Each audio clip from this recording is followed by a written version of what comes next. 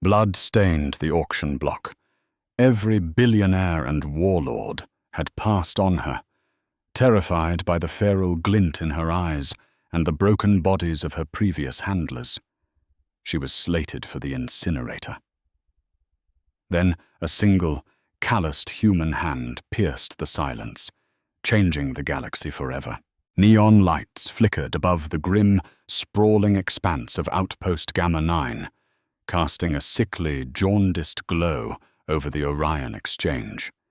It was a place where morality was sold by the kilogram, a subterranean black market where the worst elements of the galaxy gathered to trade in illicit tech, stolen stellar coordinates, and most lucratively, sentient life. Smoke from exotic hookahs and the sharp, metallic tang of ozone hung heavy in the recycled air. Declan Hayes sat near the back of the amphitheater, nursing a lukewarm synthale. He was a human, a species relatively new to the galactic stage, viewed by the older races as fragile, primitive, and hopelessly stubborn. Declan wasn't here for the slave trade. He was a freelance salvage operator running a battered freighter called the Rusty Nail, contracted by Halloway Logistics, a mid-tier human corporation trying to scrape a living on the frontier. He had come to bid on a lot of decommissioned mining droids, hoping to strip their chassis for rare earth metals. He wore a faded canvas jacket, his face lined with the premature exhaustion that came from years of navigating hostile jump gates. His eyes, however, were sharp, taking in the crowd of reptilian warlords, avian aristocrats, and cybernetic corporate fixers. On the elevated stage, Reginald Cobb paced back and forth. Cobb was a notorious broker, a bloated amphibian of a man whose skin secreted a foul-smelling slime when he was excited. He banged his ceremonial gravity hammer against the podium, silencing the murmuring crowd. "Next lot, ladies and gentle beings," Cobb's voice echoed through the damp cavern, amplified by a throat mic. "A rare, if deeply flawed, specimen. Lot 404. The heavy durasteel doors at the back of the stage groaned open. Two massive, armored guards dragged a figure into the harsh spotlight. The creature was bipedal, slender, but corded with dense, coiled muscle. She belonged to the Kalan race, a species from the Deep Rim known for their lethal agility, fierce independence, and total refusal to be subjugated. Her skin was a mesmerizing shade of midnight blue, dusted with bioluminescent freckles that currently pulsed with an angry, violent crimson. A heavy shock collar encircled her neck, connected by thick chains to her wrists and ankles. She was completely battered. Deep lacerations crisscrossed her arms, and one of her pointed, elongated ears had been brutally clipped. Yet despite the blood and the exhaustion, she did not walk like a victim. She walked like a predator, waiting for the cage to open. "I present a Kalan female," Cobb sneered, keeping a safe distance from the girl. Harvested from the outer colonies, she possesses the typical Kalan strength and sensory acuity. However, I must be transparent with my esteemed buyers. She is entirely untamable. Cobb snapped his fingers. One of the guards stepped forward and prodded her with a neurobaton. In a flash of terrifying speed, despite the heavy chains, the Kalan girl pivoted. She didn't scream. She merely caught the baton with her bare, shackled hands, ignoring the blue sparks of electricity coursing through her body, and headbutted the guard with a sickening crunch. The guard stumbled backward, his armored visor shattered, blood pouring from his snout. The second guard immediately triggered the shock collar. The girl dropped to her knees, her muscles seizing, a low, guttural hiss escaping her bared, predatory teeth. But she did not break eye contact with the crowd. Her eyes, pools of liquid gold, burned with an unquenchable, terrifying hatred. The audience recoiled. A few aristocrats hissed in disgust. "As you can see," Cobb shouted over the commotion, wiping a drop of sweat from his bulbous forehead. "She has already killed 3 handlers on the transport ship. She refuses conditioning. She will not eat. She will not submit. She is, for all intents and purposes, damaged goods." Declan leaned forward, his knuckles turning white as he gripped his glass. In the girl's golden eyes, he didn't just see a feral beast. He saw the same look his own people had when the orbital bombardments rained down on the New Texas colony 5 years ago. It was the look of a soul backed into a corner, stripped of everything but its sheer bloody defiance. "Bidding starts at 5,000 credits, Cobb announced, looking hopefully at a syndicate boss in the front row. Silence. The syndicate boss scoffed and waved a dismissive, clawed hand. 4,000, Cobb tried, his voice tightening. The crowd muttered. "She'd slit your throat the moment you fell asleep," an avian noble chirped loudly, drawing a round of cruel laughter. "Put the beast out of its misery. 3,000. Come now. Her organs alone are worth that on the black market," Cobb pleaded. Still, no one moved. The Kaelan girl remained on her knees, panting, glaring up at her captors. She knew what this meant. In the Orion exchange, unsold biological lots weren't returned to their cells. They were liquidated to save on feeding costs. Cobb sighed in exasperation. "Very well. If there are no bids for Lot 404, she is deemed zero-value salvage. Guards, take her to the incinerator chute." The guards moved in, drawing their heavy blasters to force her up. The girl closed her eyes, her bioluminescent spots dimming as she prepared for the end. She braced her muscles, ready to make one final, suicidal lunge at the guards' throats. 500 credits. The voice was not loud, but it cut through the murmuring crowd like a gunshot. Every head in the amphitheater turned toward the back row. Declan Hayes stood up, slowly lowering his hand. The spotlight swiveled, blinding him for a fraction of a second before adjusting. He shoved his hands deep into his jacket pockets, his posture relaxed but his jaw set like granite. Cobb squinted through the harsh lighting. Human? Are you joking, ape? 500 is an insult. 500 is scrap value, Declan replied, his voice steady, projecting effortlessly across the room. You just said she's zero-value salvage. Take the 500 and save yourself the cleanup fee. The Kaelan girl snapped her head up, her golden eyes locking onto Declan. There was no gratitude in her gaze, only profound confusion and a fresh layer of suspicion. A human? The weakest predators in the galaxy? Cobb licked his lips, calculating. 500 credits, going once, going twice. He slammed the hammer down. Sold to the human in the back. May the gods have mercy on your neck, friend. The administrative bowels of the Orion exchange smelled of ozone, rust, and dried blood. Declan stood at a rusted plasteel counter, transferring the 500 credits from his secure datapad to the exchange's holding account. Behind him, flanked by 2 heavily armed guards, stood the Kaelan girl. She hadn't stopped staring at him since they left the auction floor. Her gaze was a physical weight, burning into his shoulder blades. Declan kept his movements slow and deliberate, knowing that any sudden gesture might trigger her fight or flight response. "Here's the remote for the collar," the desk clerk grunted, tossing a small rectangular device onto the counter. It was slick with grime. Button on the left gives her a level 1 stun. Button on the right puts her down entirely. Lose the remote, and she'll probably tear you limb from limb before the day is out. Noted. Declan said, slipping the remote into his pocket without looking at it. He turned to face his new property. Up close, the damage done to her was even more horrific. She was severely malnourished, her ribs pressing against her taut blue skin.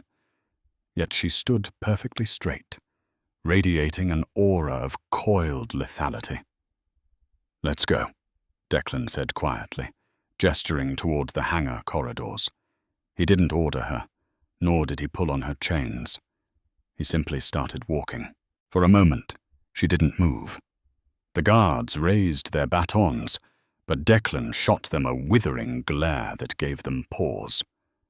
He looked back at the girl, waiting patiently. Slowly, dragging the heavy chains across the grating, she followed him. They walked in silence through the labyrinthine corridors of Outpost Gamma 9. The denizens of the station gave them a wide berth. A fragile human walking ahead of an untamable Kaelan was a sight that defied all galactic logic.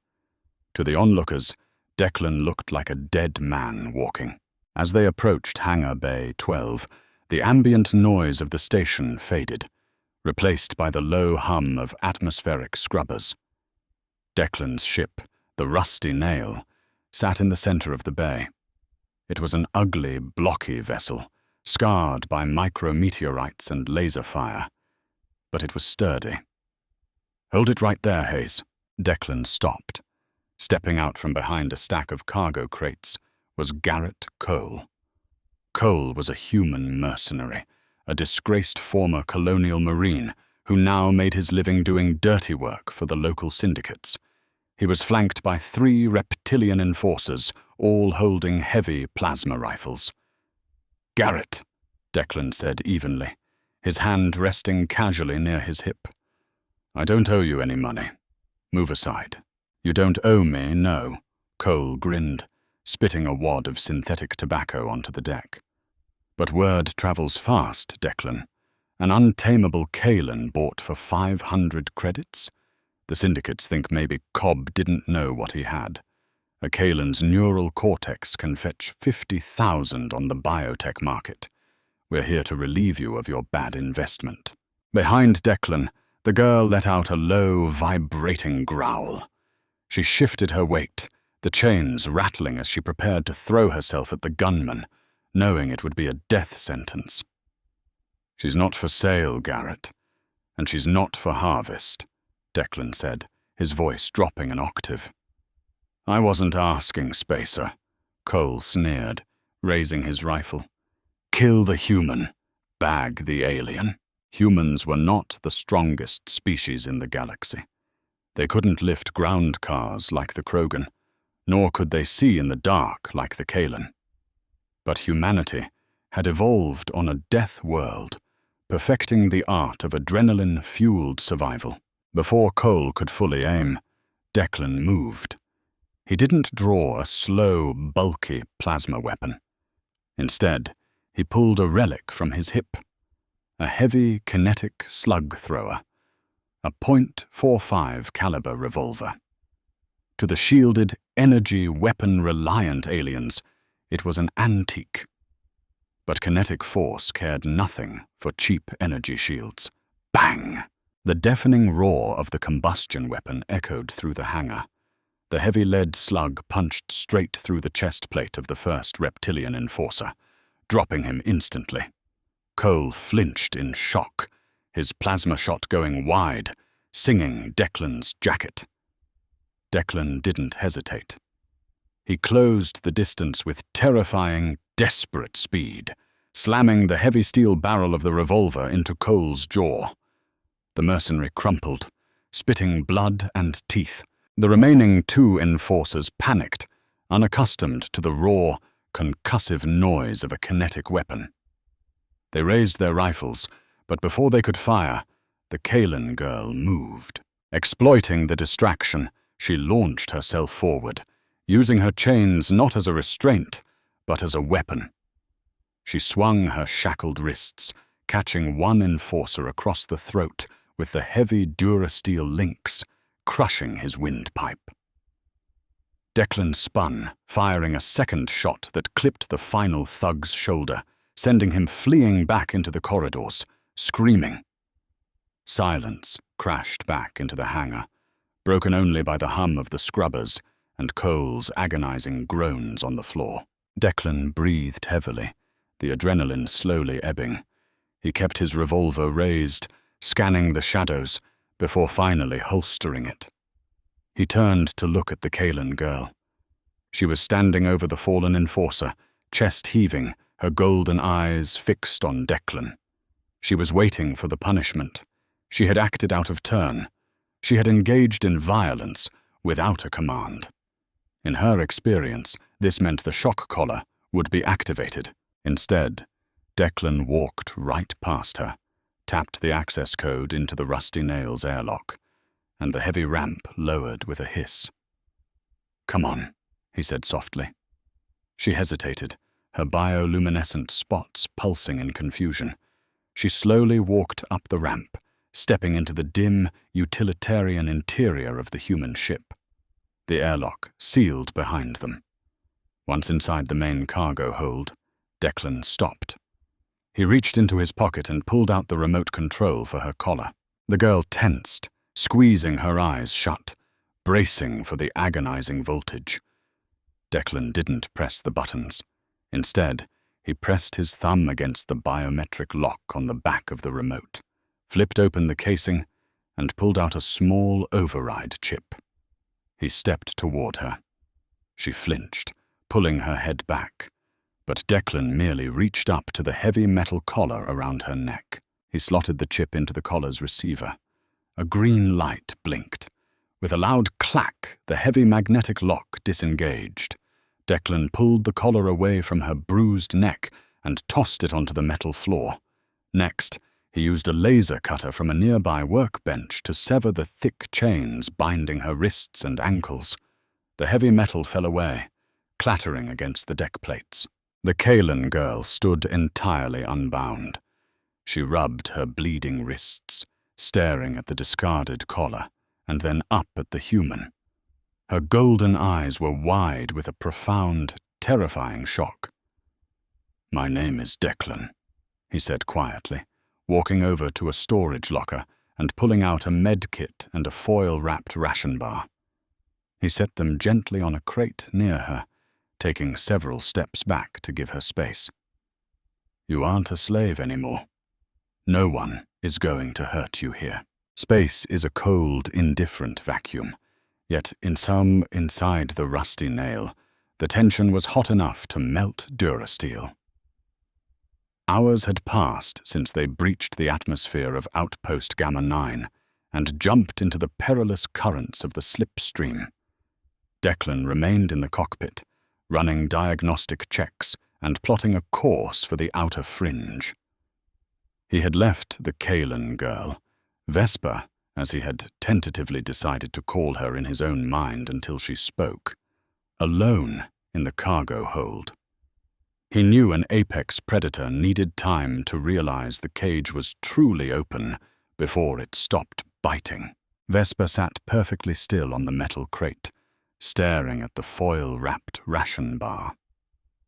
To her hypersensitive olfactory glands, the ship smelled overwhelmingly of human sweat, recycled ozone, and the distinct acrid scent of aerosolized Boeing machine lubricant.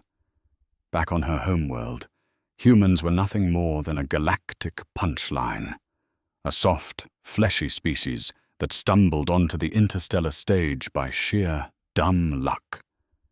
Yet, the human sitting in the cockpit had dismantled a syndicate enforcer with a primitive kinetic weapon and unchained her without asking for a single favor in return.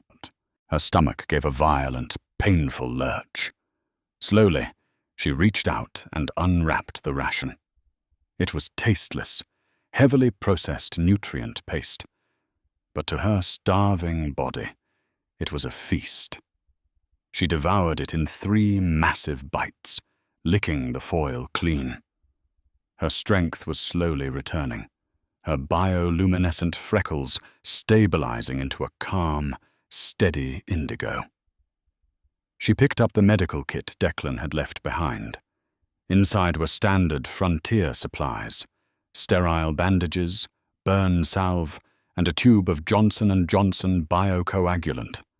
She applied the gel to her lacerated wrists, wincing as the antiseptic stung, then marveled as the skin immediately began to knit together. She stood up, her bare feet silent on the grated floor. The heavy chains were gone, but the phantom weight of them still ghosted across her skin. Moving with the liquid grace inherent to her species, she stalked toward the cockpit. Declan was leaning over the navigation console, a half-empty mug of synthetic coffee in his hand. He didn't turn around, but he spoke softly. "There's a bunk in the port side cabin. The sheets are clean. You should sleep." Vesper froze. Kalen's stealth was legendary. They could sneak up on a slumbering Grox without waking it. Yet this human had known she was there. "You hear my heartbeat," she rasped. Her voice was harsh from disuse, layered with a low, clicking harmonic that sounded like stones grinding together. It was the first time she had spoken. Declan finally turned his head, offering a small, tired smile. "I didn't hear you. I saw your reflection in the primary monitor." "My name is Declan Hayes." "Vesper," she replied, stepping fully into the cockpit. She crossed her arms, a defensive posture. "Why did you purchase me, Declan Hayes? Humans are merchants. Merchants do not discard 500 credits for zero-value salvage." Declan sighed, turning his chair around. He pointed to a small, faded photograph taped to the dashboard. It showed a dusty, sun-baked settlement with sprawling ranches and a bright blue sky. That was New Texas, an agricultural colony. 5 years ago, the Orion cartel wanted the land for a tritium refinery. When we refused to sell, they didn't negotiate. They just started bombarding us from orbit. I lost my brother, my father, and half my friends in the span of an hour. Vesper studied his face. The human didn't bare his teeth or roar in anger. His grief was a quiet, suffocating thing, buried deep behind his eyes. "When I looked at you on that auction block," Declan continued, his voice dropping to a whisper, "I saw someone who was looking up at the sky, waiting for the bombs to fall, but refusing to blink. I didn't buy you, Vesper. I paid a ransom. You're free. When we hit the frontier relay, I'll buy you a shuttle ticket anywhere you want to go." Vesper's golden eyes widened. In the brutal hierarchy of the cosmos, mercy was a fatal flaw. To spend capital on a stranger and demand no servitude was an alien concept to an alien. She opened her mouth to reply, but before the words could form, the rusty nail violently shuddered. Klaxons screamed through the cockpit, bathing them in flashing red light. Declan spun back to the console, his fingers flying across the keypad. "Proximity alert! We've been yanked out of the slipstream." On the main viewport, the swirling blue tunnel of hyperspace collapsed, revealing the black void of real space. Hanging directly in their path was a massive, heavily armed cartel frigate, its hull bristling with plasma cannons. "They used a gravity snare," Declan growled, engaging the thrusters. Garrett Cole must have survived and tipped off his boss, Russo. They aren't letting 50,000 credits walk away that easily. "Your ship cannot outrun a cartel frigate," Vesper stated, her combat instincts immediately taking over. She analyzed the tactical display. "They have us outgunned, outshielded, and outmassed. They have energy shields designed to deflect directed energy weapons," Declan said, a grim, dangerous smile spreading across his face. "But humanity never quite gave up on throwing rocks. Strap in, Vesper. We're going to show them why you don't corner a Death Worlder." Declan slammed the throttle forward, but he didn't run. Instead, he angled the rusty nail directly toward the massive frigate, overriding the safety protocols on the ship's industrial Lockheed Martin mining lasers and uncoupling the magnetic clamps on his cargo bay. It was a suicide charge, reckless and utterly terrifying. Vesper gripped the co-pilot seat, her heart pounding not with fear, but with a sudden intoxicating thrill. Warning screens flashed across the dashboard as the cartel frigate opened fire. Searing bolts of green plasma streaked past the cockpit, scorching the Rusty Nail's kinetic armor. The human ship groaned under the thermal stress, but Declan held the yoke steady, his eyes locked on the approaching Leviathan. "They are targeting our engines," Vesper yelled over the deafening roar of the thrusters. "If we lose propulsion, they will board us." "That's exactly what I want them to do," Declan replied, his voice eerily calm amidst the chaos. He slapped a red toggle on the console. "Dumping cargo now!" From the belly of the Rusty Nail, the rear bay doors blew open. But instead of deploying evasive countermeasures, Declan jettisoned the massive, dense, Durasteel crates of scrap metal he had collected from his salvage runs. In the frictionless vacuum of space, those crates became high-velocity projectiles. The cartel frigate, relying on its advanced deflector shields to absorb heat and energy, was completely unprepared for raw, unguided kinetic mass. The heavy crates hammed into the frigate's forward shielding, shattering the energy barriers like glass and crumpling the alien vessel's port-side armor.